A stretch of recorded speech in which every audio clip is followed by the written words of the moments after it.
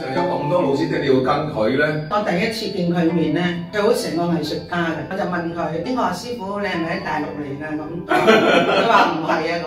咁你點解咧？因為我聽佢嗰時，佢唱歌嘅演繹咧，佢似陳少峰老師啊。跟一個老師咧，跟佢學嘅嘢咧，我都已經學唔晒啦。好多時都教我哋點樣做人啊，點樣處世啊，咁係佢教我哋嘅。咁即係你話邊度學得晒啫？仲跟第二個老師。學唔切㗎啦，冇乜時間。係啊，我哋叫呢啲學生咧叫 die hard student， 即係嗰種死心塌地嘅學生。咁但係咧，你啲死心塌地咧，唔係因為純係迷上佢，而係你覺得佢真係有料有嘢俾你學，學幾都學唔晒咁嘅樣，啱唔啱？嗱，可以咁講啦，嗰陣時有好多人真係迷上佢㗎。係。好靚仔喎，師傅。係喎，你帶咗啲相嚟喎。係啊，好靚仔㗎。講翻多少日事，有冇啲趣事啊？好多時我哋演出咧，佢會做頭家嘅。咁佢係好緊張學生嘅台口表演嘅，我梗係咧會企喺對面望住佢，睇下佢有咩反應啊，需要去幫手。咁佢就會有陣時見到我企喺度咧，咁佢就會即係岌下頭啊，有咩眨下眼咧，又叫咁樣咧，就叫我去或者處理，例如有啲人佢對個咪對唔正啊，或者點啊咁樣啦。係啊，佢係好一個好嚴謹喎，即係對呢樣嘢都要求好高喎。好高㗎，好細緻添喎。話説有一次我就出發去社區會堂表演，早一日咧，佢就話：阿潤，你翻嚟啊！我諗到個腔啊，你咁樣唱好好聽。師傅，聽日就演出啦，你諗到個腔，我驚搞唔掂喎。唔怕得㗎啦你，即係佢嗰時個心態就係咁啊，即係將最好嘅嘢係教晒俾我哋。佢唔係睇唔得邊個起，佢諗到好嘅咧就要俾我哋。咁我哋如果學到咪我哋好彩咯。咁我就勉強啦，嗰日一臨時啊嘛，咁勉勉強強啦。咁但係通常咧就你做唔到咧，佢唔會翻嚟話有咩秋後算賬嘅，佢即係都幾好咁樣，即係佢咁咯。會唔會鬧人嘅咧？其實啲老師鬧唔鬧？都會鬧㗎。鬧學生。會嘅，唔係嗰種鬧咧，係為嗰種要做好嗰件事。我記得有一次我哋演呢個奏曲，叫做《白玉紅門》。咁咧嗰日我哋操曲咧，咁我哋就可能都係唱得唔好啦，都係叫做好責罵式咁話我哋。佢漏嘢咧，佢將嗰段咧佢就會抄過嘅。次次佢出發點話我哋咧，都係要我哋做得好，呢個嚴謹啦。話你都為咗你好。係啦，嚴謹啦。唔緊張，你索性就費事話你啦。冇錯啦，係啦。有冇啲感性嘅嘢可以同我哋分享下？我有一次去錄音，咁咧我唱得唔好啊，師傅要求都好高，錄到食飯啦，咁啊出去食飯啦。咁跟住咧食下飯咧，咁啊佢話：有電話揾你啊！咁我行咗去出去好遠聽，咁盒飯咧就輕冚埋。但係我翻到嚟咧，嗰盒飯咧就係曾經咧用滾水將啲飯係淥翻熱嘅。即係我翻到嚟打開嗰盒飯咧，我哋有餸有飯嘅。係軟嘅。嗰盒飯軟嘅。因為當時天氣好。開心喎！可唔可以有啲鼓勵説話俾大家分享一下？即係學粵曲係極之困難嘅，但係我哋應該點樣做咧？我鼓勵大家咧就係話學好一首曲，唔好覺得佢難，難都總有解決嘅方法嘅。有老師嘅指導咧係好啲、理想啲嘅，自己咧就係多啲去聽啦，多啲去聽啊學唱啊咁樣咯。所以唔好放棄，唔好放棄，一直努力。係啊，唔得做到佢得。係啊，唔識問到識為止。點解你會揀黃德正老師咧？因為咧，我嗰個朋友帶過嚟嘅帶咧就係師傅嘅帶啦。咁既然係師傅帶，我初初聽嘅時候我其實唔識佢，但係我聽到就係好似頭先阿師姐話，咦好似陳少峰喎咁嘅樣。咁我哋我唔聽粵曲，但係嗰陣時啲收音機成日都會播出嚟，咩三百年中成日聽熟咗把聲啊嘛。咁聽熟咗把聲之後咧，就一聽咁似嘅咁樣。咁但係原來咧，咦唔係喎，呢個係黃德正喎。初初我唔係唱粵曲咧，其實真係好辛苦嘅，因為嗰啲腔咧好多啊腔，同埋又好婉轉嘅。咁就即係好彩，我就叫佢聽到啲佢嗰個分。咁你點樣克服個困難咧？即係如果個學粵曲嘅學生嚟講咧，一味聽喎，一味聽，你都唔得噶嘛，你一定聽噶嘛。係。最欣賞老師係邊方面？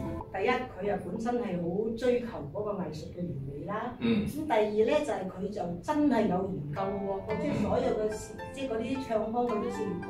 你隨便咁問佢一句即係袁淑芳嘅腔啊，即係唔係靠吹嘅，係真材實料。係啊，袁淑芳嘅腔啊，紅線女腔啊，新馬啊，陳少峰啊固然之啦，我最早期係好欣賞陳少峰老師啊嘛。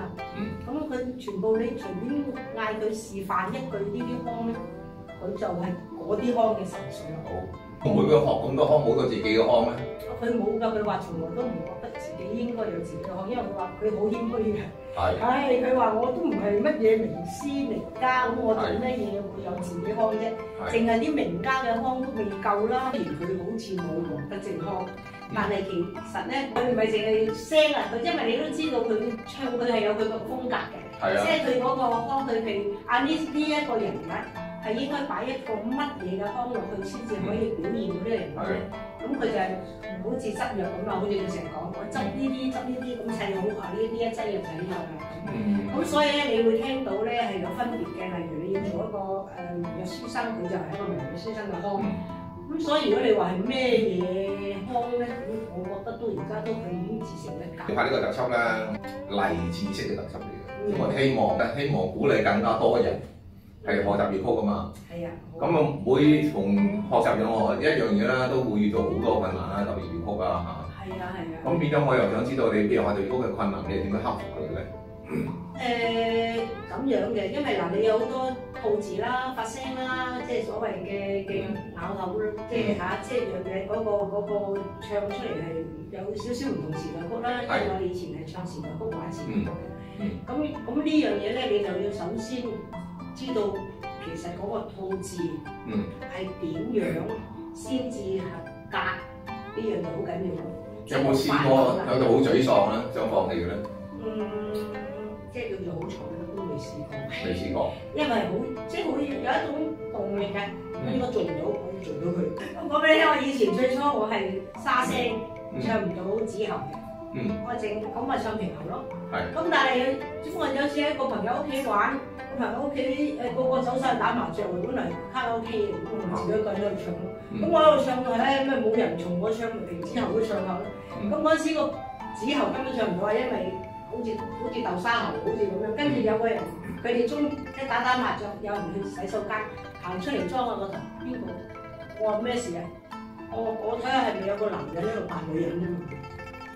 哇！佢呢句説話咁就激到我，冇錯啦，冇理由我係女人唱唔到女人噶嘛，係咪先？於是我咪去想辦法克服。所以我哋你咁樣講咧，我認識你係唱子喉噶嘛？冇錯。我從來都唔覺得你似平喉喎。所以就係咁樣啦。你把聲吸引到嘅。多謝你。你把子喉吸引到㗎。聲都仲有得吸引。唔係啊，你真係咁樣講。咁即係話唔信命，唔信命運。咁啊係啊。有咩唔得？冇錯啦。就做到個得為止。係嘛？係咪人人都做到㗎？因為淨係你做到啊？唔會，點會啊？乜嘢都係人人都做到嘅，點會做唔到啫？係嘛？我又唔係超人。係啊。我都做到。都係平常人啊嘛。即係你做到嘅，其實其他都已經可以做到嘅。個個都做到嘅。好。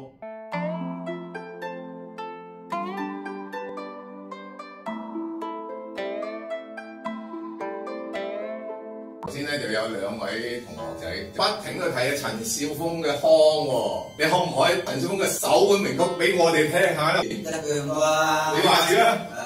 考牌。人世無魚空到老，流堂一別兩嘆聲啊！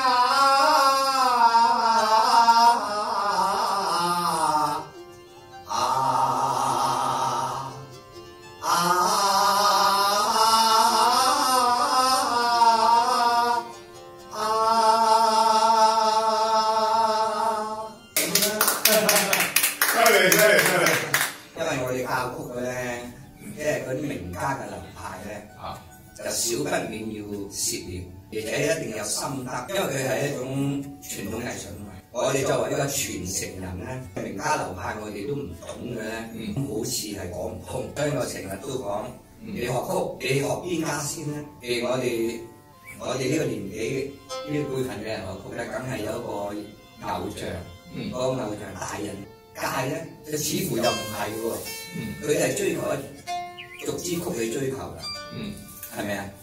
咁未免咧喺個唱腔嗰方面咧，好似係膚淺咗啲，仍然係咁。唔係得我哋聽佢哋唱歌都一模一樣咁唱法，咁啊可以認到佢邊個打邊個。曲最成熟啊，就係4、5、6、70年代，係最成熟，係啦，即係話佢係啦。咁去到70年代打後咧，似乎唔容易啦，即係你唔容易再有一個咩流派出現啦，係啦，因為佢其實粵曲裏邊佢都好多限制。嗰啲板腔、珠腔調其實好多限制，咁如果你再去創新咧，你會變咗有少少古怪，又或者係離開咗我哋粵曲應該有嗰種風格，而家你睇到好多都喺度攞啲啦，攞啲經啊，攞啲上海粵劇啊，江南絲竹啊，甚至外國都有嘅，咁攞啲嚟咁樣有新鮮感啦，大家就去唱啊，通常都係咁。不過我哋嘅睇法就唔係，因為好似我教曲教咗40幾年啦，咁本來粵曲係我哋玩，要嚟交際，我哋寄託，但係好似我哋幾十年之後咧，我覺得佢係一種文化。即係已經即係要升華啦，最低限度係一種藝術，一種文藝，然後再有一種我哋粵曲嘅文化，係啊，咁嘅話咧，我哋先至有種叫保存嘅價值，係啦，咁有保存嘅價值咧，佢就唔會走歪路啦，係咪啊？咁大家知啊，咁多嘢都知㗎，即係唱粵曲嘅人咧，往往都好有種存在感啊。有個人主義，有啲前輩都話：，誒，唔一定好似我咁唱啊嘛，又可以咁，可以咁，可以咁。我唔同意喎，我唔同意喎，係咪啊？咁你咪個個都有自己嘅套。你有粵曲啊，我粵曲嘅，唔係嘅，粵曲唔係咁嘅，粵曲係千萬人做同一樣嘢。只不過大家同一樣嘢之間都會有等級，大家都唱得對耳喎，係咪啊？大家雙呀對齊呀亮，我兩唱，過得新就聽，點解新馬特別好聽？係咯，點解？千萬人做同一樣事，佢梗係有個最好㗎嘛。呢個就係帶領我哋，佢表達到最好嘅。咁我哋嗰啲，我哋嗰個才華，唔係好似新馬咁高㗎嘛，係咪？我哋係較為低下㗎嘛。咁你要學佢咯，咁所以學咧係永無止境。其實會唔會而家個教學咧，佢哋咪編晒公車簿嘛？會唔會呢樣限制咗個人嘅發揮咧？呢樣係一個問題。其實咧，公車簿好重要嘅，佢係將個腔記錄落嚟。但係我哋要明白，佢記錄落嚟嘅音咧，佢唔係全部嘅。音與音之間嘅過程，裏邊輕重。語氣、人物裏邊好複雜嘅，而家問題就係咁啦。而家現代嘅粵曲啊，而家即係有啲10年8年嘅所謂新曲咧，佢將所有嘅嘢喺份曲裏邊記錄落嚟。咁唱嗰啲咧就根據佢記錄落嚟去唱，玩嘅根據你記錄落嚟嘅玩，我哋變咗為支曲去服務。但係須知道唱曲唔係咁嘅，玩曲都唔係咁。拍過咧係有套方式嘅，譬如馮華、張耀祥老師，尹自重，盧家熾，譬如啲著名家，而家嘅陸燦榮，黃志良有當然仲有好多，我講唔晒咁多啦。佢腦裏邊咧有自己一套，你咁唱佢就咁夾你，佢玩佢自己嘅嘢嘅，所以佢有個唔同嘅風格。但係你發覺而家唔係嘅，所有人坐喺度玩嗰份曲咧，你就一風吹咗你唔識玩㗎。keep 唔住曲你又唔識玩，你唔知你後邊係咩嚟。你一定要為嗰份曲服務，嗰份曲咧控制咗你。我最唔中意見到呢個現象。係呢個現象係。咁啊，多謝你俾機會我講啊，法。係啊，我就想你講多啲呢個感慨啊。呢個現象係非常之唔理想嘅，因為粵曲咧，佢裏邊我係睇住啲字嚟唱，裏邊有規格，我哋根據呢個規格有諸腔調，每個腔調有個唱法，試官慢慢有個唱法，冇錯。二往一個唱法，反轉二往，或者係減字附庸，木魚滾花，佢各有唔同嘅唱法嘅。你懂嘅話咧，你唱嗰啲音樂師佢就識教你。假若你個腔好突出，你可以記好，都係一兩個腔啫，冇人全部都咁突出噶嘛。如果全部都咁突出，即係脫離咗傳統咁，就出現問題嘅。係咪啊？通常都係一兩個腔記下，仲有喎，嗰兩個腔你唔記出嚟，音樂師傅唔會玩唔到嘅喎。如果音樂師傅玩唔到咧，即係話你個腔嘅走向錯誤。粵曲有個唱旋律走向嘅，即係話你開聲唱嗰兩個音，我已經估到你後邊嗰啲音啦。你成日都令我估唔到嘅，我好煩惱㗎。你即係有問題，即係你咧，淨係自己諗啲嘢出嚟嘅啫。就唔係跟住粵曲嘅。唔係千萬人做同一樣事。你做咗第二樣事。呢個唔係粵曲。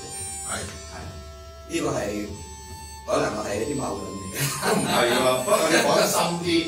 即係我就驚住，因為我哋都係即係觀眾方面，我相信係唔同嘅層次啦。我想問翻啲好基本，即係仲有咧，我哋行嗰個唔係一個講嘅，係咪啊？我哋只不過係一個閒談。咁頭先我講嘅嘢咧，裏邊佢仲有好其他一種底蘊，佢裏邊有好多嘢要慢慢去微識嘅，慢慢去分析。咁啊，呢啲嘢留翻我有講座先，追上嚟聽。係啊，冇錯啊，聽你講就會。更加仔細睇下我嘅理論咧，會唔會好圓滿啊？有冇盲點啊？咁大家討論冇乜所謂嘅。我覺得你教學真係好有系統，系統嘅書唔係擦幾鞋即係我點解會好早期我都聽你，甚至我將你早期教嗰啲粵曲課咧，嗰啲微信課我係即係下載咗，然後喺我嗰個 Facebook 嗰度啦、臉書嗰度咧，直開個專頁俾你㗎。冇問過你。批准我都唔知你有冇版權到呢個叫咁，擺喺度冇咩版權公諸同好嘅。係咯，但係真係有人睇嘅喎，不過有㗎，有㗎。嗱，我想問你一個好基本嘅問題啦，其實我粵曲咧最基本係用打拍子啦。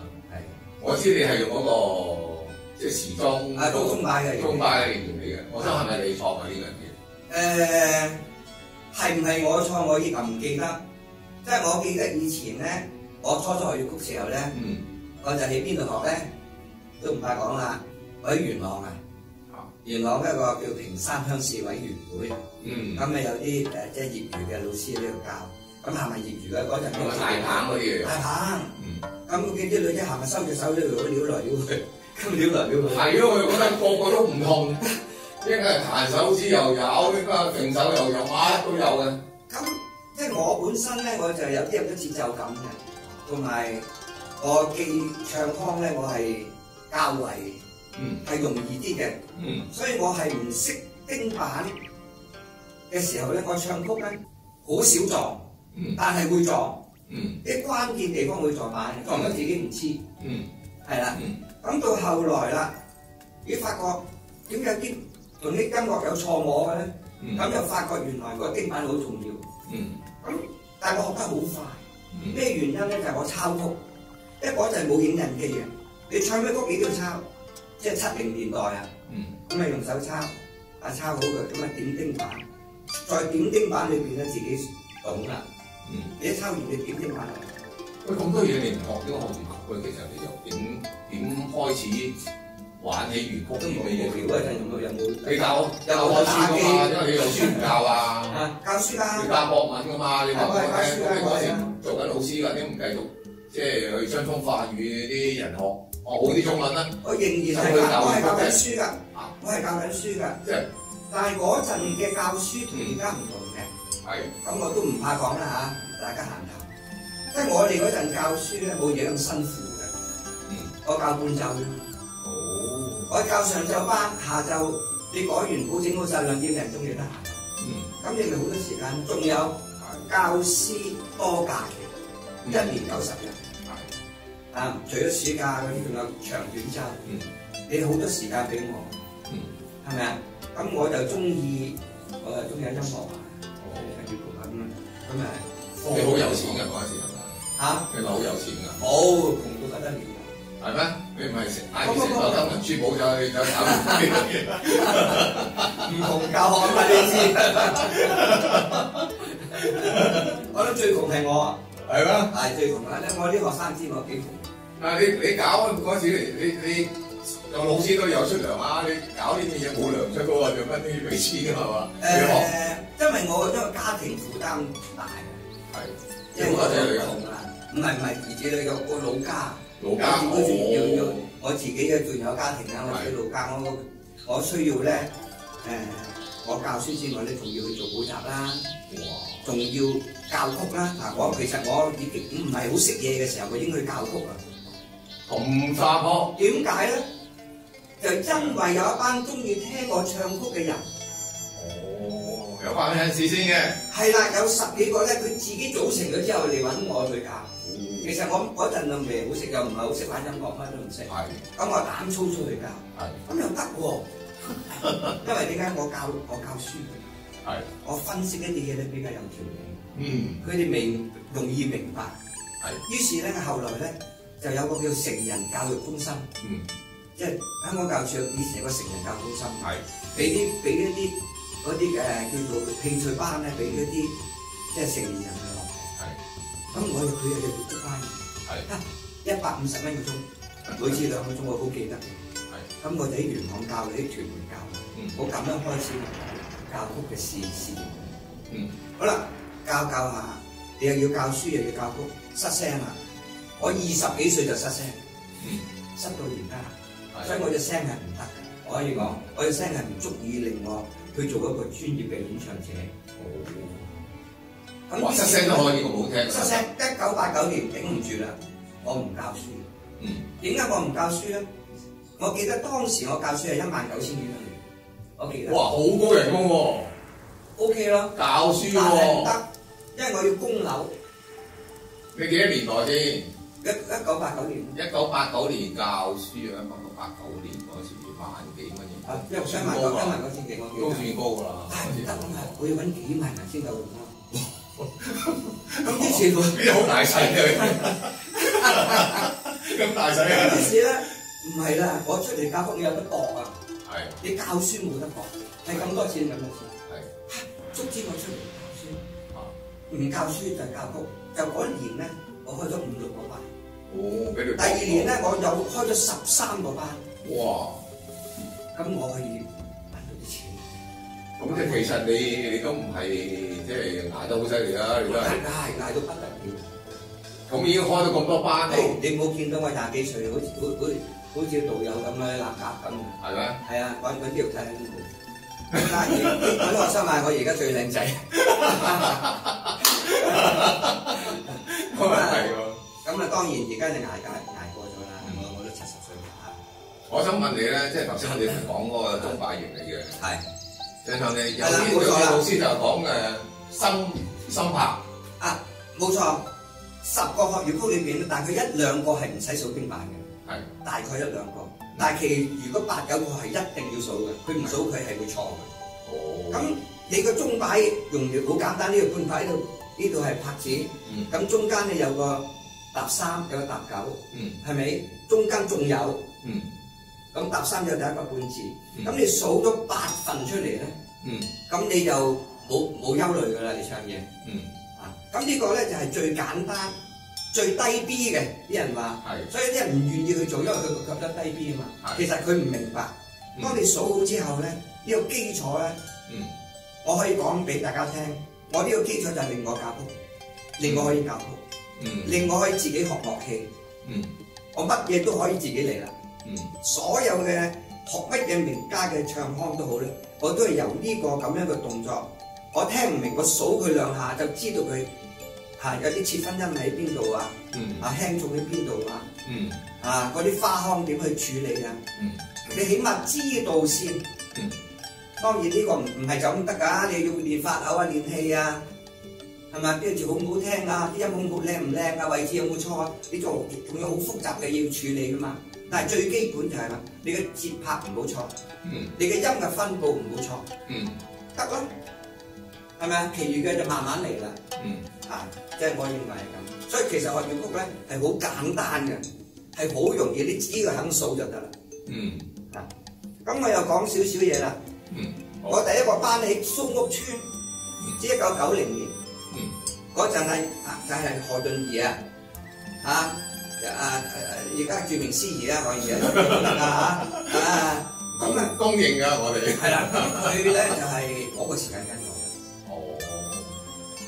嗰段時間我記得間蘇屋村有大概40幾個學生，行埋你屋村嘅婦人，有啲未讀過書嘅，唔識字嘅，40幾人裏邊幾乎全部都唔作答，就係因為我第一個月同第二個月8堂裏邊咧，淨係數英文，唔準佢哋唱，淨係數，用隻手嚟唱，我唱俾佢哋數，然後咧就用啲好簡單嘅小曲，等佢一路做啱。我記得好似咩繁花咩似啊咁啊咩最啊六啊重啲嗰啲咁嘅嘢啦，咁咧就咁教佢哋數好晒，唔錯版，嗰40幾人仲買咗啲到而家仲唱緊，係啦，當然有啲好老啦，80幾歲90歲都有，經過幾十年就係咁樣。我覺得呢個方法咧比較科學化啲。如果譬如又揈手咧，又彈奏啲，我覺得唔夠。要越簡單越好。其實粵曲好簡單。粵曲唔可以太複雜，太複雜咧，你學到都難啊嘛。所以你睇我哋嘅名曲裏邊咧，所有嘅名曲都唔複雜。而家啲曲複雜，好複雜嘅嘢，呢曲啲音樂又複雜。但係我哋以前嘅名曲啊，你講得出嚟嘅下文都唔複雜，好簡單嘅。咁你先至可以從咁簡單嘢裏邊咧練到一啲複雜嘅嘢。你頭先個兩吞聲，其實好簡單咪兩吞聲啊，你咁簡單啫嘛，有幾難啫？但係嗰度難啊嘛，係咪啊？感覺即係你自自然然噶嘛。好啦，仲有佢點會轉咧？好啦，然後放低咧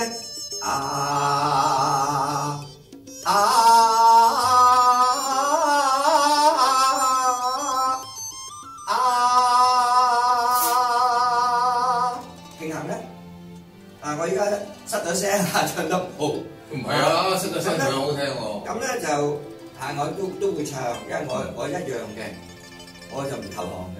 如果投降，我一早就已經退咗休啦。係咯。咁我仲係希望解決到自己嘅問題。咁又好彩咧，有啲故曲周郎咧，佢仲係包容我嘅，咁我又會繼續啦。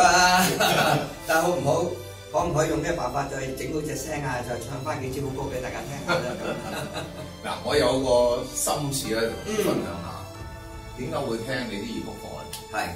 因為我成日覺得咧，而家香港或者我唔知啊，大陸國內都係咁樣。譬如話你初學者你入咗啲班咧，永遠都係插班嘅。但係你粵曲課咧就可以由 ABC 學起啊嘛。我成日覺得點解香港好似冇乜一啲真係最基本嘅開始嚟到學起咧，永遠都係你入去嗰班裏邊，佢哋已經唔知教到第幾首歌啦，啲好深嘅歌，咁你由初歌入到去跟你點跟咧，我就覺得所以聽你個粵曲課咧，我覺得係好大幫助。其實我嘅粵曲課咧，即係我喺疫情裏邊啦，或者疫情前咧，我已經開始啦，就做咗5、6年嘅。咁我自己回顧我自己做嘅嘢咧，都覺得我嘅粵曲課其實係好嘅，係好過實體課。點解咧？因為喺粵曲課裏邊咧，嗰個機好似而家你同我做呢個訪問嚇，你係對住我噶嘛？咁我教曲嘅時候咧，我好重視嗰個發口嘅。咩叫發口咧？就係你個口嘅動作。其實係你下問啲肌肉記憶嚟噶嘛？係咪？即係好等於其實都運動學嚟噶嘛？係咪？你一做上課，肌肉記憶你都識喎。係肌肉記憶㗎嘛？好簡單嘅啫。唔係嘛？啲解剖學嚟喎。咁佢係即係你做得啱咧，佢就唱得好；你做得唔啱，你點唱都唔好。所以我成日講個順牙舌齒後鼻樂腹呢啲咁嘢好重要嘅。佢唔係就咁簡單個鼻咁樣講鼻，個鼻裏邊仲有好多嘢要處理噶嘛。咁我就喺我課裏邊咧，逐啲講，唔急得，逐個音逐個字，然後佢點樣一點磨合，點樣貫穿啲氣息，個身體嗰個軀幹啊，個頭啊嘅呢個力量啊，其實呢個好簡單，我唔係好似啲人咁就話丹田啊，又點樣啊？係咯，你冇嗰啲化學嘢，我見你冇嗰啲化學嘢。一講係冇用嘅。呢樣嘢存唔存在咧？肯定存在。咁係咪需要一定要用咧？亦未必。我睇翻我啲名家，未必個個都咁上天落地，係咪？佢仲有好多嘢處理噶嘛。譬如舊馬咁，佢點樣咁上天落地咧？係咪啊？唔通佢唔得？唔會嘅。即係我哋科學啲。我哋唱腔咧裏邊好複雜，好多嘢要可以好容易做出嚟嘅，唔使咁複。而且我哋玩嘅啫嘛。我哋又唔係咩表演家，主要將我哋玩能夠唱出嚟，冇乜聲，冇乜氣，我都唱得好，咁咪得咯。咁係咪即係話其實應該係複雜嘅簡單化？即深入又要淺出。你教曲一定要咁，唔好話故作艱辛，搞到佢咧話丹田你邊度啊？解剖醫生都唔知噶嘛。咁啊係咯，而家好多嘅，我都唔敢批評人哋，即係話嘅教法咧就係，我覺得係簡單嘅複雜化啊嘛。簡單化咁嚇人嘅啫，明白？即係其實應該係粵曲都係複雜嘅，我覺得係複雜簡單化。咁丹田肯定有啊，點會唔會啫？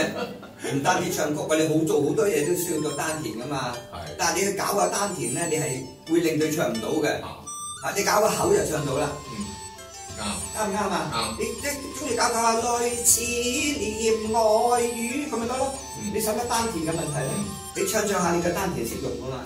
咁即係我想問你咧，其實你有冇即係遇過一啲好困難嘅環境啊，或者係？類似你個把聲啦、失聲啦，你覺得即係好艱難啊，甚至好沮喪啊，想放棄啊，或者係有冇啲咩？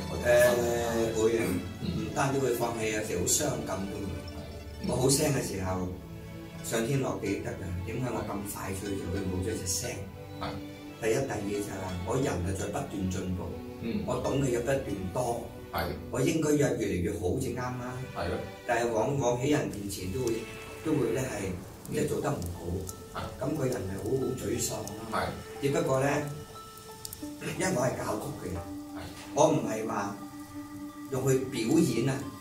你一個表演嘅人就唔得嘅，你唔可以失聲嘅。但我教曲，我自己講緊點唱。我呢句唱唔到，我唞陣飲杯水，我再唱，我都仲可以唱到。係咪啊？咁我咪可以繼續咯。我曾經諗過喺我以後都唔唱嘢，淨係教啦。甚至喺我教都唔教，我淨係玩音樂。我曾經都咁諗過，我係都唔會放棄㗎。因為我人生咧抹咗粵曲兩個字咧，我乜都冇㗎嘛。空白㗎嘛。係咩？唔會啦。空白。唔會喎。冇咩可以誇耀人前嘅。而家只不過就係教曲咧，我有少少成績嘅。唔止少少喎，我覺得。咁唔好又唔會太過，我唔係太過自誇自擂。我話據聞咧，你係學生不但之多啦，算最多。不過你學生裏面咧，好多個係自己出嚟教，即係做乜徒孫或者徒侄喎咁樣。係咁啊教咧。我聽聞㗎咋，我對呢樣嘢唔熟。你知香港環境咧，所以教曲你只要出嚟教，你想教就得㗎啦。應該亦都冇咩特別。問題你教得好唔好咁解啫嘛？你所講嘅嘢啱唔啱嘅啫嘛？係咪啊？所以話有啲學生出嚟教我，初唔係好同意，但我睇下又好同意，因為好多人跟住佢喎。咁佢又的確又引到好多人去學曲喎。係咪冒你嘅名佢啊？唔係，佢師公啊嘛變咗。佢自己嚟嘅。嗱，阿潤咧就唔同嘅，阿潤係我開班俾佢教嘅。但係我有啲學生唔係我開班俾佢教㗎嘛。有啲我教開個班咧俾佢教。咁有啲直情自己去教咗曲，我都唔知嘅。即係冇同你講。冇，佢唔需要我，佢自己搞掂，係咪啊？啲學生仲多過我咧。咁咪得咯，係咪啊？即係粵曲咧，我哋好多唔同嘅品流噶嘛。咁你將佢一個文化嘅層次，當然係好高嘅。係，冇錯。咁唔係，佢係一種娛樂嘅層次，模仿啊。唔單止模仿，佢仲好犀利喎！呢個經濟圈好厲害喎。佢哋使錢喎，佢刺激個經濟喎。佢粵曲好重要嘅喎。所以話點解政府咧，佢唔好關注我哋教曲呢群人咧，佢錯嘅。教曲呢群人帶啲學生出嚟，數以萬計，佢哋去消費，刺激經濟，佢個經濟圈。係啊，冇錯，好重要，好重要。教曲人係一個好重要嘅一個群體嚟。啱，你發唔發覺政府冇理我哋嘅？係，香港政府好多嘢都唔理㗎啦。我搞事啊！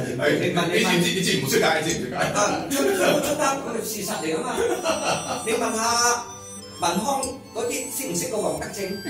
佢唔識㗎喎，佢淨係識老官，佢都唔識我哋。不過唔緊要嘅，我亦都唔需要佢識我。所以咧，我哋粵劇戲曲咧，即係喺即係我個人中意做研究啦。當然我對粵劇戲曲嘅認識就唔多，咁我對人體嘅健康咧，我就非常之有興趣啦。我即係初次學粵曲嘅時間，我都覺得，咦，唱粵曲可以令到個感情好投入啊！我唔開心嘅時候，我將啲唔開心嘅嘢唱鬼晒出嚟咧。之後咧，我覺得一種如釋重負啊，一種釋放嘅感覺。我想你分享下，究竟我唱粵曲係咪即係對我哋人體情緒啊個健康嗱，呢個肯定嘅。其實我成10幾20年前都提出過快樂氣功，即係粵曲係一種快樂氣功，因為佢即係我咧就提倡粵曲咧唱嘅時候係唔喐嘅，所以啲人咧就有到好多都唔同意我。即係你唔喐啊，你唔投入啊，咁你又有啲做手啊，唔係咁人哋睇佢哋。想知道點解會唔喐咧？你睇下我哋以前嗰粵人啊，係冇人喐嘅。佢係定實，佢唱嘢俾你聽，你睇下佢喐咧已經係一個好大，係一個錯誤嘅。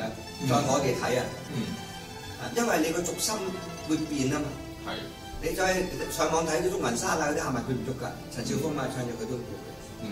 係咪？就算你盧家聲唱嘢啦，邊度而家啲又講起有動手動腳嘅，冇嘅，係喎，冇嘅。如果唱家更加唔喐，嚴淑芳，我曾經嚴淑芳阿芳姐嗰度玩幾年音樂嘅，我冇見佢喐過嘅，佢就咁坐喺度拎住手仔唱實喐都唔喐，只不過咧，如果你玩凳佬，你眼輕一射一射嚟，喐都唔喐嘅，人哋唱嘢嗰種直軸心好好。咁叫唱嘢，演就唔得咯喎！你演就唔可以唔喐咯喎！我哋粵曲裏邊都分開嘅喎，有啲嘅戲曲你係冇辦法唔喐嘅，你唱打金枝又唔喐噶啦，係嘛？但係當你唱《夢斷櫻花24橋》，你就可以唔喐啦。唱《紫鳳遊》你就可以唔喐，呢啲叫曲藝啊嘛。其實係分嘢嘅，譬如好似我咁，我係由曲藝而嚟，不過我教曲。冇辦法唔教下啲戲曲嘢，於是我一路教一路學，咁學到而家就識地啦，咁解。但係你叫我喐，我都唔係好得嘅，因為我冇學過，我都唔係嗰皮，係咪？同啲老官點比啫？我覺得。但係點解你又會同氣功，你會講氣功拉上關係咧？你吐納啊嘛，你要呼吸好緊要噶嘛，基本你唱曲嚟講咧。等於我而家同你傾偈都好，你唔睇到我呼吸噶嘛？如果你唱曲嚟講，基本上咧，你唱支曲藝聖曲咧，你由頭到尾都唔能夠俾人睇到你呼吸噶嘛？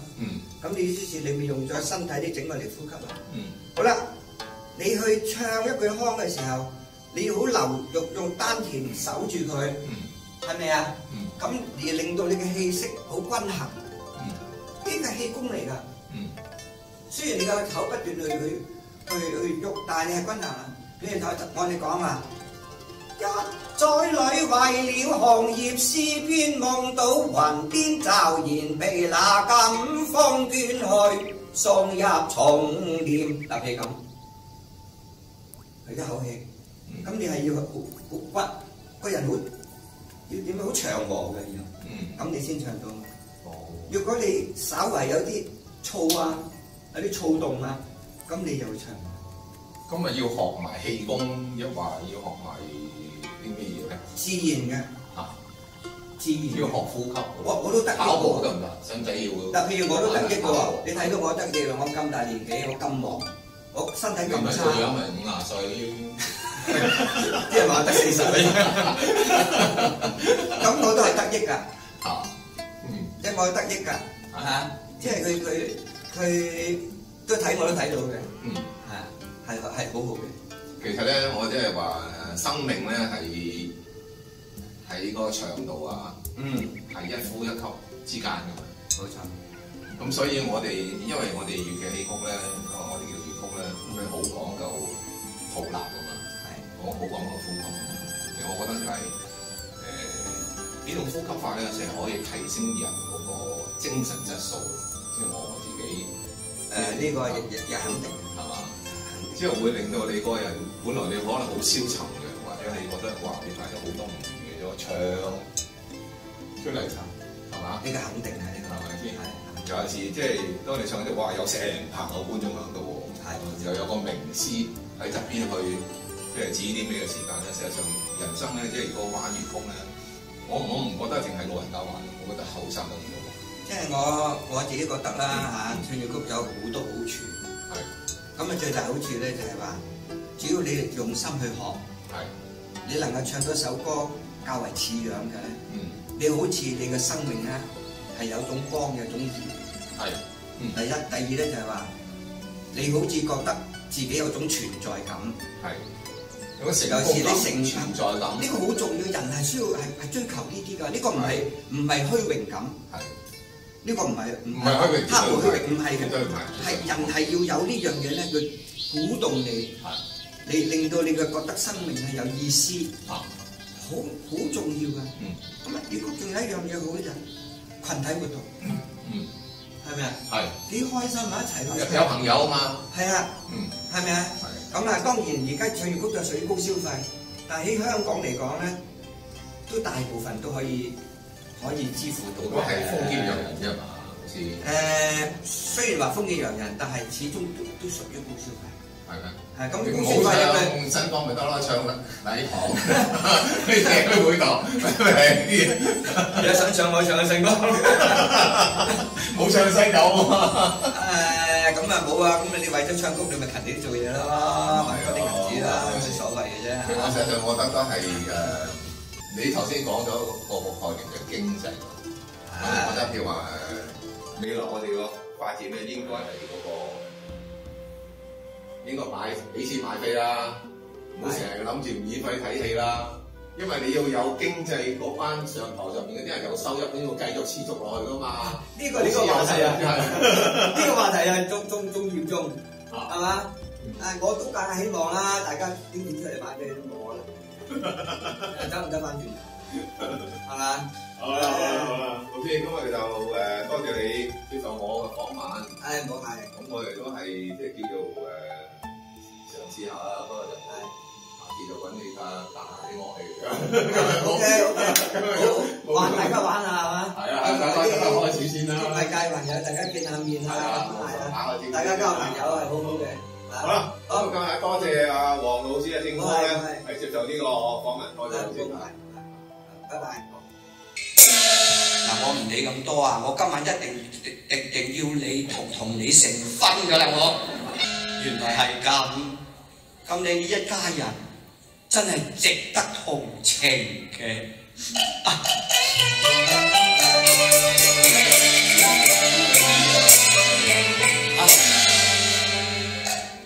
財人老話到最後尾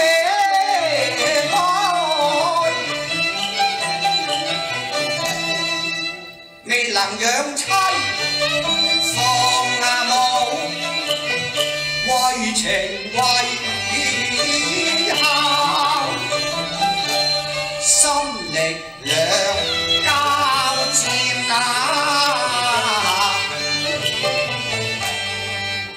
何人拆散？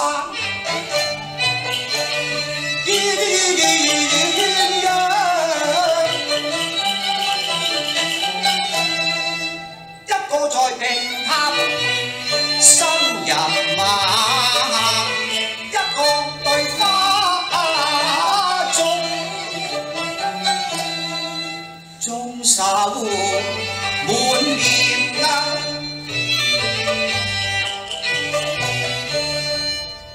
細看，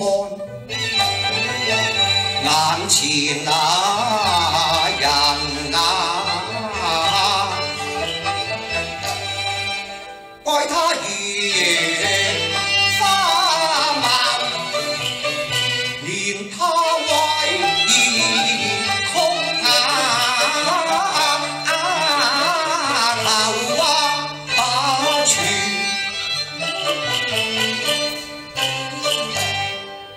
我暗啊思量，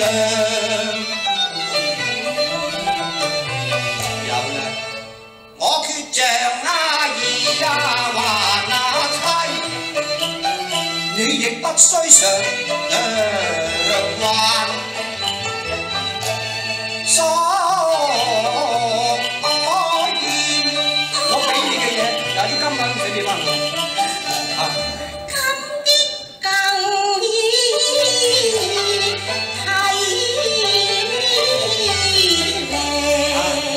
冇事咯，要重考，冇事啦。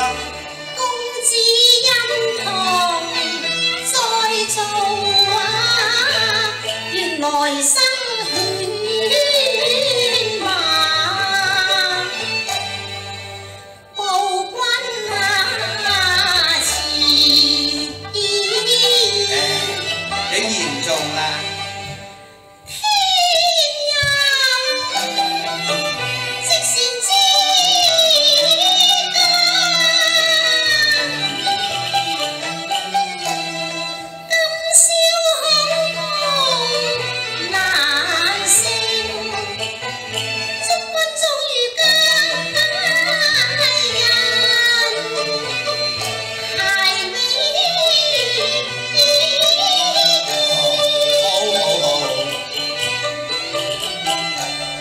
我兩雖無福家份，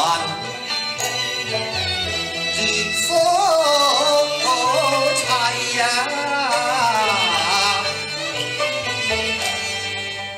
但係有心成兄妹。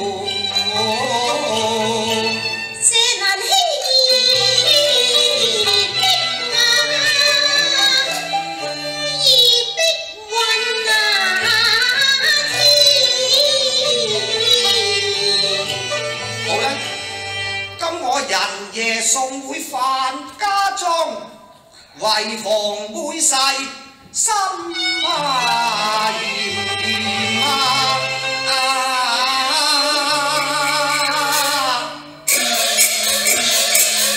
好嘛，我叫司機車你返去。能實不犧牲君子，金蘭結義解話。